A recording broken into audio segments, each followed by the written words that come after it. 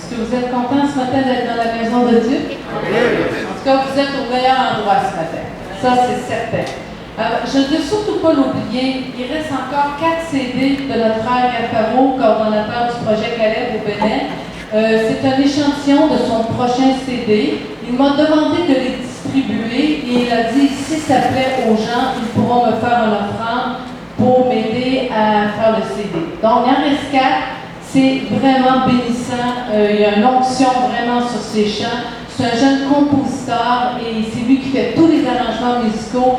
Vraiment, il est une profondeur très touchante. Donc, un vrai lévite. Oh oui, un vrai lévite. Amen.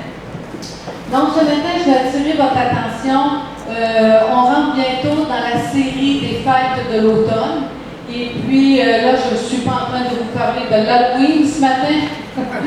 Je suis en train de vous parler des fêtes que Dieu a établies depuis le commencement.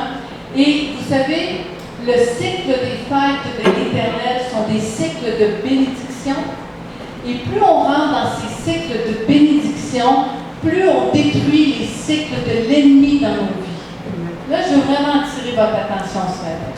Parce que vous savez, là, les problèmes récurrents sont des cycles de l'ennemi. Et moi, j'ai découvert depuis 2011 qu'on vous enseigne sur les fêtes. Et j'ai découvert que plus je m'approche des cycles de bénédiction de Dieu, moins les cycles de l'ennemi ont de l'emprise. Amen. Et là, j'appréhende ce temps-là. Je veux dire, j'anticipe ce temps-là des fêtes parce que je sais que Dieu va encore agir. Amen. Donc, pour vous aider à mieux comprendre, surtout pour les nouveaux et pour les autres, c'est un bon rappel. Il y a des feuilles en arrière sur les fêtes, les 3 prochaines fêtes. La fête des trompettes que nous allons souligner samedi le 19 à 19h. On va faire une soirée de louange ici. Ça va être une soirée de réveil, une soirée prophétique. Vous êtes tous invités. Amen. Et puis, mais il ne faut pas que ça vous empêche d'être là le 20, par exemple, le lendemain. Amen. Maman Rita vient de parler. Oui. Donc, ici, vous avez tous les dates des fêtes, puis vous avez un beau rappel sur les fêtes de la trompette. Pour ceux qui ne connaissent pas les fêtes, c'est un bon enseignement qui est ici. Et vous avez les 3 fêtes. Vous avez la fête des trompettes qu'on va célébrer le 19. Après ça, vous avez la fête, ce qu'on appelle le Yom Kippour, le jour de l'expiration. Et pas expiration. Expiration. Donc, ouais, c'est ça, c'est pas la journée pour expirer. C'est la journée.